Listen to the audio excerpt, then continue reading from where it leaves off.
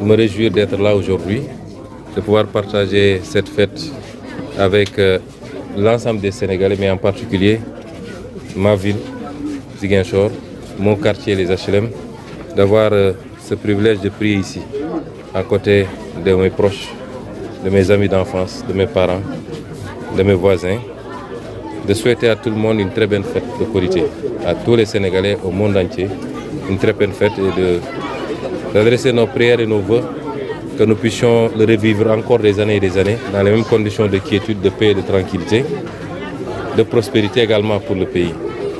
Je voudrais également adresser mes salutations à l'ensemble des guides religieux de ce pays. Aujourd'hui, nous célébrons une fête religieuse qui est la consécration d'un mois de pénitence pour nous musulmans. Pour nos amis chrétiens, il reste encore quelques jours. J'en profite en tout cas par anticipation pour leur souhaiter également une très bonne fête, une très bonne fin de carême, une très bonne fête de Pâques. Adresser mes vœux à l'ensemble des musulmans, mais l'ensemble des guides religieux, de tous les guides religieux réunis, les guides confrériques, les guides de structures d'associations religieuses, les imams, les prédicateurs, les enseignants. Je leur souhaite à tous, les prêtres, tous une très bonne fête. Féliciter également l'imam pour la qualité de son sermon. Il nous a entretenu de mots sociétaux extrêmement prégnants dans notre société actuelle, tels que la jalousie, l'envie, la médisance, sur des bases qui ne sont pas souvent fondées. Et aujourd'hui, si on voit ce qui se passe dans notre société, facilité par des outils et des instruments comme les réseaux sociaux, évidemment, ça remet au goût du jour le sermon, l'excellent sermon de l'imam, et nous nous approprions ces considérations.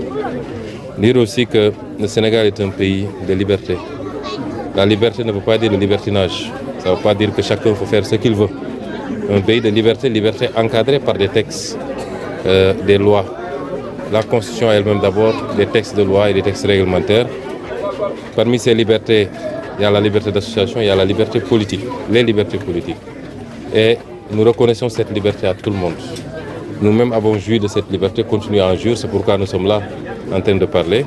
Nous avons pu en jouir en étant dans l'opposition. Nous la reconnaissons à tout le monde. Et nous sommes là en tant que tenants du pouvoir actuel pour garantir ces libertés, mais sans excès, sans exagération et sans conséquences dommageables sur la paix et la sécurité sociale. Et c'est pourquoi je voudrais lancer un appel à tout le monde, à la sérénité, au sens de la responsabilité. Nous sommes tous Sénégalais, chacun a le droit de s'opposer par les idées, de marquer son désaccord par rapport à des politiques publiques, sans pour autant que ça prenne certaines formes, parce que ce ne serait pas tolérable et nous sommes là pour assumer nos responsabilités aussi de garantir, aussi bien pour ceux qui sont avec nous que ceux qui sont contre nous. Nous ne faisons pas de distinction, nous avons la responsabilité de préserver un certain nombre d'éléments importants pour le pays, notamment pour sa stabilité. Lancer un appel aux Sénégalais. Nous avons démarré un travail qui n'est pas un travail simple. Mais j'ai rappelé que le fondement de notre combat politique, c'est d'abord le patriotisme. Le patriotisme, c'est aimer son pays, plus que soi-même. Être prêt à tout donner pour son pays. C'est extrêmement important. Le patriotisme, ça signifie ne pas s'approprier ce qui appartient à la collectivité. Défendre les intérêts du pays. Vaille que vaille, quel que soit l'interlocuteur que vous avez en face de vous, et quel que soit le pays d'où il vient, sa puissance financière, économique, c'est de dépendre d'abord des intérêts du Sénégal. Ne n'apposer sa signature que quand on est sûr que les intérêts du Sénégal sont saufs. La souveraineté ensuite, c'est extrêmement important. Un pays qui n'a pas les moyens de sa souveraineté ne peut pas être un pays indépendant. Il faut qu'on soit très clair avec les Sénégalais. Souvent, on réclame beaucoup de choses. Les Sénégalais, entre guillemets, certains d'entre nous vont au-delà du patriotisme et de la souveraineté. Ça prend une forme même de, excusez-moi du terme, de parler de suffisance. Nous sommes, c'est bien. Mais il faut avoir les moyens de sa souveraineté. C'est extrêmement important. Quand vous dépendez trop de l'extérieur, vous êtes difficilement souverain. Et des pays ont démontré à quoi ça sert la souveraineté. Aujourd'hui, si vous voyez un pays comme l'Iran, qui, malgré presque 40 ans d'embargo, de toutes sortes de persécutions, résiste encore, c'est que l'Iran a créé les conditions de sa souveraineté technologique, sa souveraineté économique, sa souveraineté militaire, ainsi de suite, ce qui lui permet aujourd'hui de résister. Il nous faut travailler à construire cette souveraineté. Elle ne se décrète pas. Et ça passe par tout ce qu'on est en train de faire, reprendre les secteurs stratégiques qui ont été malheureusement arrachés au pays dans des conditions extrêmement nébuleuses, remettre la transparence et la bonne gouvernance au cœur de l'action publique, travailler à créer les conditions de la richesse endogène. C'est vrai, on va travailler avec le monde entier, mais qu'on se donne les moyens pour qu'aujourd'hui, si on fait 10% de croissance, que les 8% au moins restent au Sénégal.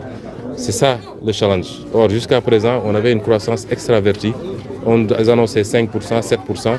Mais ce qui est sûr, c'est que les 80% de cette croissance sortaient du pays. C'est pourquoi ça n'a jamais créé de richesse.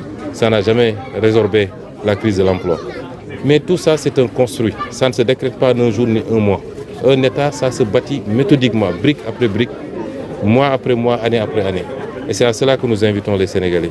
Et ensuite, la création de la richesse, comme je l'ai dit tout à l'heure. Il faut créer d'abord la richesse avant de la distribuer. Un pays qui est surendetté, vous savez bien l'héritage qu'on nous a laissé ici. On avait prévenu les Sénégalais. Si vous prenez plus de 70% de toutes vos recettes pour payer des dettes, vous n'avez pas de richesse à partager.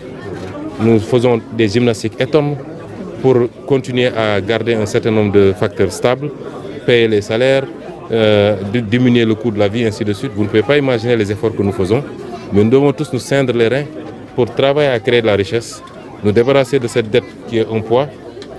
Mais c'est tous ensemble qu'on va le faire. Ce n'est pas le président de la République, ce n'est pas le Premier ministre. C'est tous ensemble qu'on va travailler à le faire. Ça, c'est extrêmement important. Et enfin, la justice. Un pays sans justice est un pays forcément sous-développé. La justice est au début et à la fin de tout processus de développement. Même les investisseurs, l'un des premiers indicateurs, à part les infrastructures, le coût fiscal, la justice vient même avant le coût fiscal. C'est de dire, est-ce que mes investissements seront sécurisés juridiquement si j'investis des milliards dans ce pays? Donc la justice, elle est importante et ce chantier n'est pas encore entamé, a fortiori finalisé. Les mêmes tares que nous dénoncions sont encore là et il est important que la justice s'applique de la manière la plus transparente mais la plus égale également à tous les citoyens. Tous les citoyens. Si il est établi que la loi a été allègrement violée, il faut que la justice, avec des preuves concrètes, des procès équitables, pas des dossiers fabriqués contre X ou Y, à partir de ce moment, quel que soit le rang de la personne, il faut que la justice puisse s'appliquer. Et il y a aujourd'hui des dossiers qui sont en latence, qui attendent depuis longtemps et qui ne sont pas traités de manière conséquente. Et c'est pourquoi aujourd'hui le peuple n'y croit plus tellement à une bonne application de la justice. Et c'est un chantier qui nous interpelle tous. En ce qui me concerne, malheureusement, en fonction, dans les limites de mes pouvoirs, je fais ce que je peux, mais c'est un chantier qui interpelle tout le peuple sénégalais, qui interpelle le gouvernement, qui interpelle la justice elle-même, tous les acteurs de la justice, et nous devons y travailler. Et enfin, le message panafricain. Depuis 10 ans, je dis aux gens qu'il est possible d'être développé, même en étant un petit pays. Mais il n'est pas possible d'être puissant. Or, ce qui se joue à travers le monde aujourd'hui, c'est des puissances. Mon rêve, c'est de voir l'émergence d'une puissance africaine. Et je pense que l'Afrique de l'Ouest a tous les atouts. Il y a une certaine intégration culturelle entre les Africains de l'Ouest. Une forte mobilité des populations. Il y a des identités fortes, des identités similaires à travers tous les pays de l'Afrique de l'Ouest. Nous avons pu mettre en place une organisation qui est celle qui fonctionne le mieux parmi les organisations sous-régionales en Afrique, qui est la CEDEAO. Et un petit cadre qui nous concerne, nous, l'UEMOA. Tous les ingrédients sont là. Il faut que le leadership politique porte ce plaidoyer, mais en attendant, il faut que les peuples, parce qu'une intégration des leaders sans les peuples n'est pas une intégration.